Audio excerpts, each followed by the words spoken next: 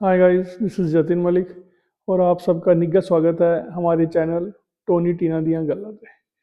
जैसे कि कल मैंने आपको प्रॉमिस किया था कि अब हम कोशिश करेंगे रोज़ आपको अपने एक्सपीरियंस से या जो स्टोरीज़ हमने सुनी हैं अपनी वर्किंग जर्नी में, लाइफ जर्नी में, और अगर आपके पास भी कोई स्टोरी हो तो मेरे को शेयर करें और हम कोशिश करेंगे वो भी लोगों को बताने की। और मेरी प्लीज़ रिक्वेस्ट है कि आप हमारे चैनल को सब्सक्राइब करें, लाइक करें और प्लीज़ कोई अच्छे अच्छे कमेंट करें ताकि हमारा चैनल जल्दी से पॉपुलर हो। और ये जो आज की स्टोरी है, ये स्टोरी भी मेरे को मेरी मम्मा ने सुनाई थी और वो सबको सुनाते हैं। और इस स्टोरी का भी बहुत बहुत मेरी लाइफ के अंदर इम्पोर्टेंस है। और मुझे लगता है कि सबकी ही लाइफ में ये स्टोरी तो एक बारी तो एग्जीक्यूट होती होती है। जो स्टोरी का जो टाइटल है वो है कि पंजाबी में है, मैं अब जिसको पंजाबी समझ आती है ठीक है, नहीं तो मैं बता दूंगा कि बंदा करे कवलियाँ तेरा अब सीधियाँ पावे। तो स्टोरी जो मतलब हिंदी में इसका मतलब ये है कि जो इंसान है, जो ह्यूमन बीइंग है, वो कुछ भी बेवकूफ़ियाँ करता रहता है।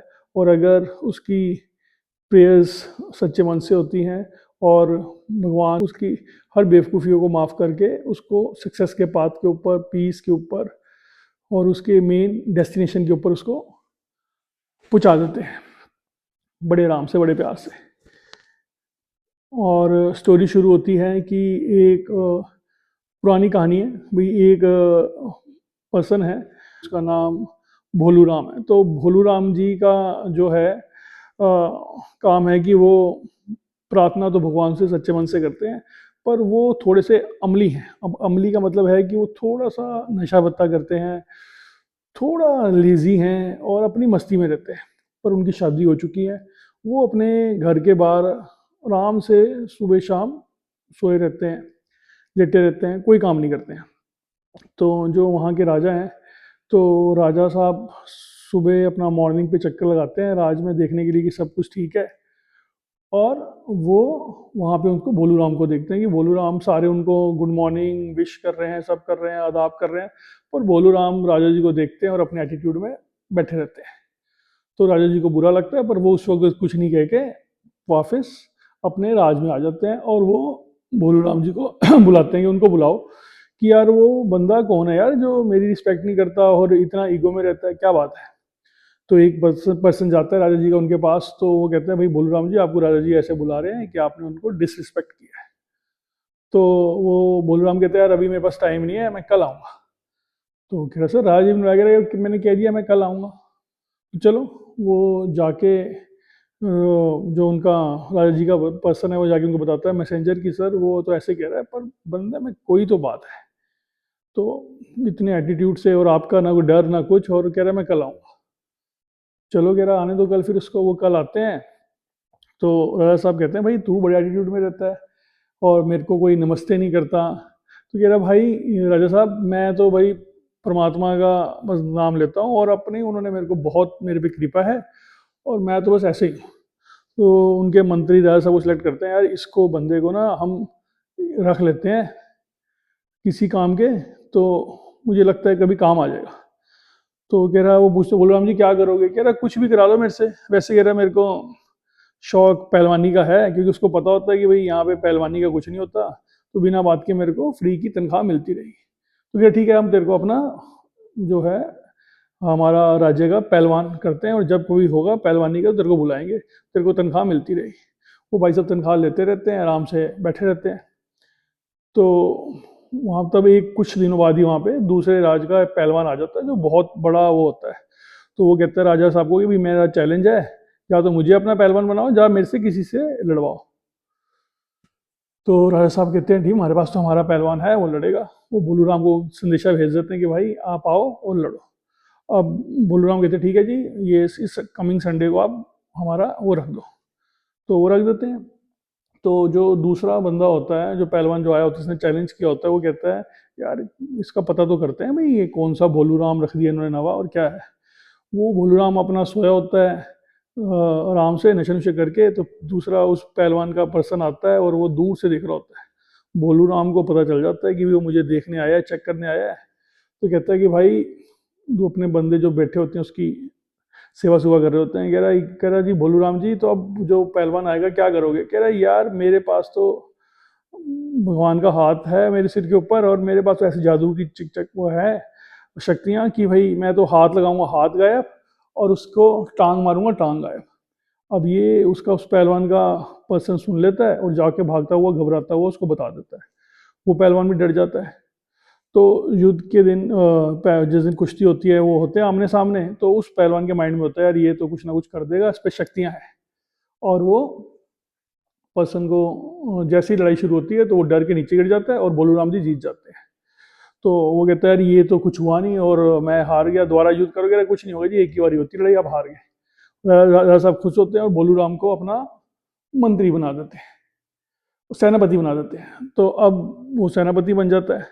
अब थोड़े दिनों बाद उसकी तनख्वाह बढ़ गई, सब कुछ बढ़ गया, एक एक विला भी मिल गया उसको। तो अब एक युद्ध और आ जाता है दूसरे से। कहानी लंबी है थोड़ी सी, आप सबर बांध के रखना, पर अगर आप इसको सुन लोगे मुझे पूरा यकीन है कि बहुत सारी चीज़ें सॉल्व आउट हो जाएंगी, हमारी तो हो जाती हैं। तो अपना वो राजा साहब कहते हैं यार वो सेनापति को बुलाओ और उसको कहो कि भाई अब युद्ध लड़ना पड़ेगा। तो भोलू राम जी को कहते हैं भाई आपको युद्ध लड़ना पड़ेगा, आप जाके ना अस्तबल में कोई घोड़ा देख लो। तो वो कहता है यार अब घोड़ा मैं ना वो देखता हूँ जो वीक हो, मैं कहाँ लड़ूंगा, मैं तो ऐसे ही मर मुर जाऊंगा, मैं सबसे पीछे जाके लड़ूंगा, ये अपने आप हार उड़ जाएंगे और मैं निकल जाऊंगा। तो वो जाके देखते हैं तो एक पीछे घोड़ा खड़ा होता है सफेद सा, उसकी एक टांग नहीं होती, तीन टांगे होती है। कहता है यार ये वाला जो घोड़ा है ना, ये सही है, मैं तो इसी पे लड़ूंगा। सारे कहते हैं आप इसी से लड़ोगे, इस पे चढ़ के लड़ोगे? कह रहा हाँ। कह रहा हाँ मेरे को तो यही पसंद है, मैं तो इसी पे करूँगा, तो मैं युद्ध नहीं लड़ूंगा। सारे तालियां बजाने लग जाते हैं। कह रहा क्या हो गया भाई, मजाक उड़ा रहे हो क्या? कह रहा भाई साहब ये घोड़ा तो सबसे तेज घोड़ा है पूरे कई देशों के अंदर और राजा साहब का पसंदीदा है। ये कह रहा है इसकी तो एक टांग नहीं है। कह रहा टांग तो ये इसलिए रखता है क्योंकि हवा से बातें करता है, नीचे रखता है जब चौथी टांग तो ये घोड़ा उड़ने लग जाता है। कह रहा लो मैं फंस गया। अब वो कहता है भगवान मैं तो प्रार्थना करता था और आपने मुझे कहाँ फंसा दिया। अब वो दिमाग लड़ाता है कि भाई जिस दिन युद्ध होगा मेरे को आप रस्सियों से बांध दो घोड़े से। तो राजा साहब कहते हैं भाई रस्सियों से क्यों बांध दे तेरे को? कह रहे यार अब मैंने अकेले लड़ना युद्ध और अकेले ही जिता दूंगा आपको। उसके दिमाग में होता है कि मुझे बांध देंगे घोड़े के साथ तो मैं दूर कहीं निकल जाऊंगा। तो वो कहते हैं जी भैया मेरे को बांध दो और मेरे हाथों पैरों पे सब पे तलवारें चाकू लगा दो, मैं तो ऐसे ही लड़ता हूँ, ये तो मैं नहीं लड़ूंगा। राजा साहब कहते हैं ठीक है भाई तेरे को सेनापति बनाया है, जैसे तू कहता है वैसे कर लेते हैं। तो वो निकल पड़ता है, उसको बांध देते हैं। अब वो बांधते हैं, वो घोड़ा इतनी तेज भागता है कि भैया जैसे ही वो दूसरी सेना में जाता है सारे सैनिक अपने आप कट कुट के मर जाते हैं और वो युद्ध जीत जाता है। राजा साहब बड़े खुश। अब राजा साहब उसको कहते हैं कि हम तेरे को अपना महामंत्री बना देते हैं। अब वो भोलू राम सोचता है यार मैं फंस जाऊंगा किसी दिन तगड़ा तगड़ा, अब मैं कुछ बेवकूफ़ी करके निकल जाता हूँ यहाँ से, पैसे भी बड़े इकट्ठे कर लिए ये भी है। पर अब परमात्मा का हाथ है, परमात्मा का मत्था टेक के अपना जाके वो जाता है और जाते ही राजा साहब को उनकी सभा में जाके थप्पड़ मारता है। राजा साहब गुस्से में तलवार निकालते हैं और कहते हैं भाई तेरे को अब आज मार दूंगा या देश निकाला कर दूंगा। अरे मेरे को देश निकाला कर दो। पर तब तक देखते हैं कि भाई राजा साहब के मुकुट से सांप निकलता है और वो किसी ने रखा होता है राजा साहब को मारने के लिए। और राजा साहब बच जाते हैं, वो उसको अपना राजपाट दे देते हैं, सब कुछ दे देते हैं और भोलू राम आगे सारी उम्र आराम से रहते हैं। अब मॉरल ऑफ द स्टोरी ये है कि भैया हम लोग बड़ी सारी बेवकूफ़ियाँ करते हैं, सब चीज़ें करते हैं, पर अगर हम भगवान का हाथ हमारे सिर पे रहे और हम कुछ भी करते रहें, जो मुझे लगता है हमारी गलतियाँ सब माफ़ हो जाती हैं और हम आगे सक्सेस को चले जाते हैं। अब अगेन मैं ये स्टोरी टीना पूछ रही है कैसे रिलेट करोगे आप बीजी इमिग्रेशन से, तो बहुत बीजी इमिग्रेशन मैं आपको बता दूं कि, और ये आप सबके लिए क्वेश्चन भी है कि बीजी इमिग्रेशन जो बीजी है स्टार्ट फ्रॉम भगवती, और इसमें सब कुछ खत्म हो जाता है कि जो चीज़ें शुरू परमात्मा के नाम से होती है तो वो कहाँ जाएगी। तो अगर आप सबको लगता है कि भैया हाँ हमारे को परमात्मा का हाथ है और हमारी ये कहानी आपके तक पहुँच गई है, तो आप एक बार बीजी इमिग्रेशन को मौका दीजिए। हम पूरी कोशिश करेंगे कि हम अपने पूरी शक्ति से, अपनी बुद्धि से और अपने एक्सपीरियंस से आपका हर प्रॉब्लम को सॉर्ट आउट करें। मॉरल ऑफ द स्टोरी आपको मिल गया है। इसके बारे में कुछ भी कमेंट करना चाहते हैं तो प्लीज़ करिएगा। स्टोरी लंबी थी और पर अगर आप सुनेंगे ध्यान से तो मुझे लगता है कि बहुत सारी चीज़ें सॉर्ट आउट हो जाएंगी। Thank you. जय माता दी। बीजी रॉक्स।